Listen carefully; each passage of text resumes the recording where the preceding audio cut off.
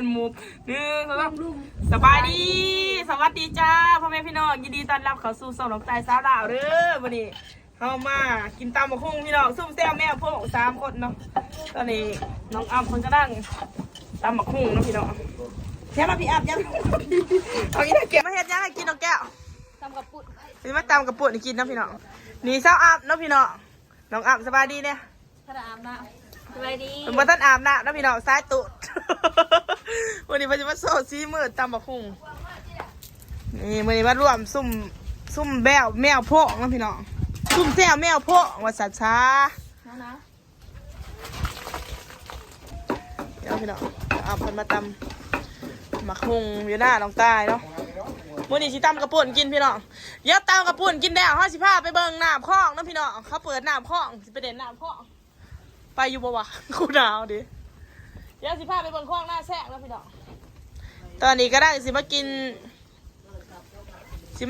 อันนี้ก่อนนะพี่น้องสิมากินตำกระปุ่นก่อนเถอะลำไซลำดูกต้อยกล่อง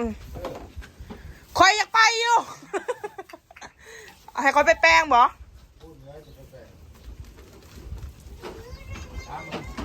มันอยู่บ้านเมียมันพูนมันยังอยู่บ้านเขาจะไม่ใช่ไทยอยู่บ้านมันก็จะไม่ใช่ไทยมันไปไทยแล้วแม่พ่อแล้วน้องอ้ำพาสิตำกระปุก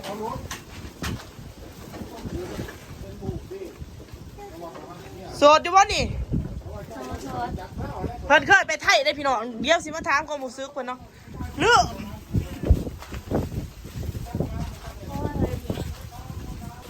เราพี่น้องมาไทยนี่เราแกะพัดคูนมาหุ้งเนาะโอ้บรรยากาศก็ล้มพี่น้องเราบอกม่วงล้นเมื่อไหร่นี่ม่วงกำลังเป็นดอก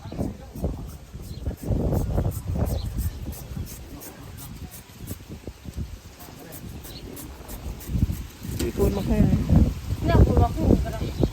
ใครใจดีกับผากไม่เนี่ยเด้อเนี่ยขูดมะฮุ่งมามิ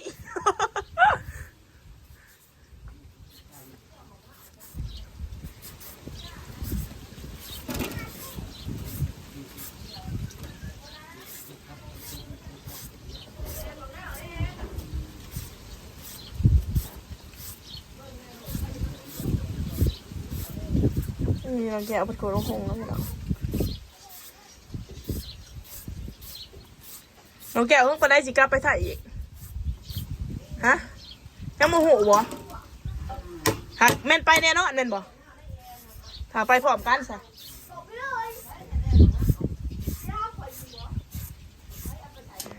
นี่เนาะ2 สาวพี่น้องเปิดกระด้างตำหมักหุ่งผู้หนึ่งกะ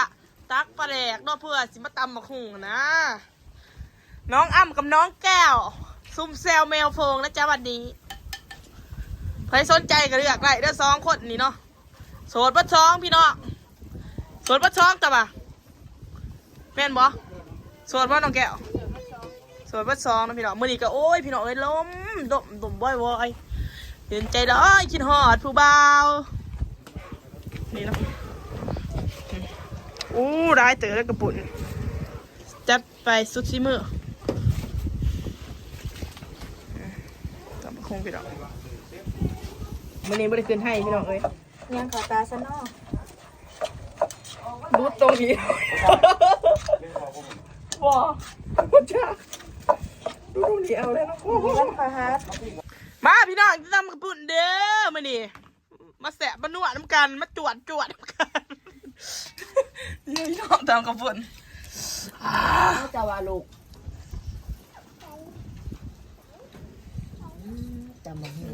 แสบบ้านของแกเอาเขามาละ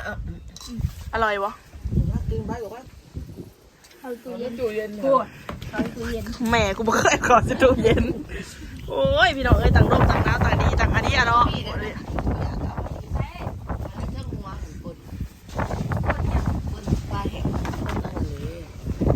มันจะกินเขาหมดเลยเขาหันแล้วจิ้มเขาช้องตีผุนเอามาโดดหันที่หนึ่งมาพี่น้องโอ้ยความหลบความเหลือเลยเอามาเลยแม่ปนจะเอาใครสิกินหมอใครสิกินอย่ามือกินก็มือเก่งใจกินหน่อยนี่น้ำพี่น้องอาหารกินกับข้าวกับหนา น้องอ้ำพัชราภานี่เราแก้มมองบุดซองเลยพี่น้องนักหยิบบุดซอง นักหยิบใจหยิบสิเกาะหัว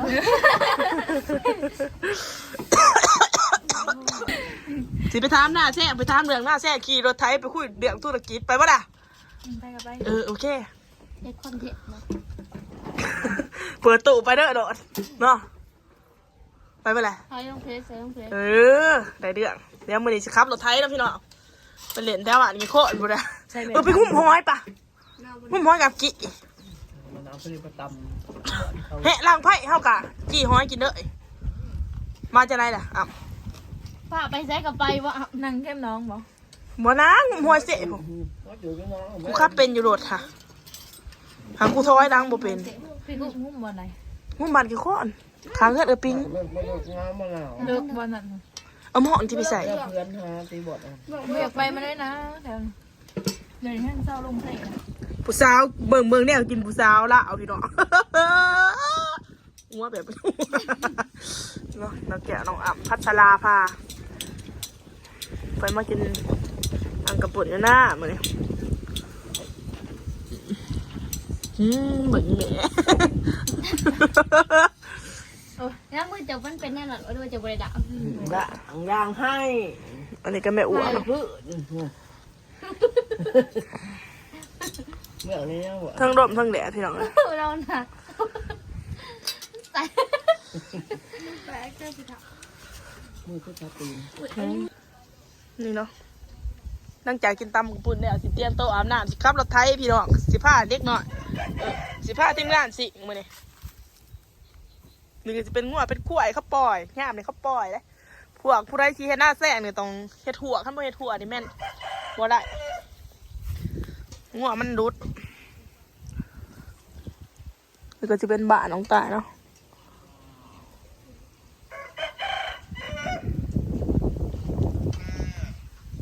มา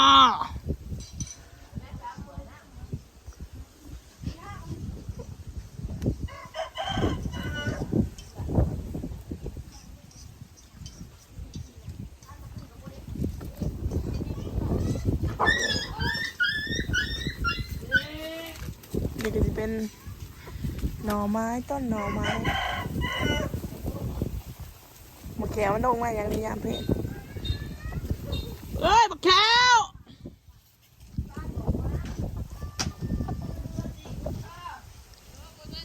บ่นี่ก็จะเป็นเทียงนาโอเคพี่น้องพอกันไหมคลิปหน้าเด้อสำหรับคลิปนี้ก็จะขอจบเพียงสนิทฝากกดไลค์กดแชร์กดติดตามเพื่อเป็นกำลังใจให้น้องตาเด้อใครอยากเห็นถ่ายคลิปกับผู้ใดก็คอมเมนต์มาแล้วพี่น้องน้องตาก็สิไปไล่ต่อคอมเมนต์จะเมิดขอบใจขอบคุณที่เขามาหับส้มคลิปหลายๆเด้อพอกันไหมคลิปหน้าจ้าบ๊ายบาย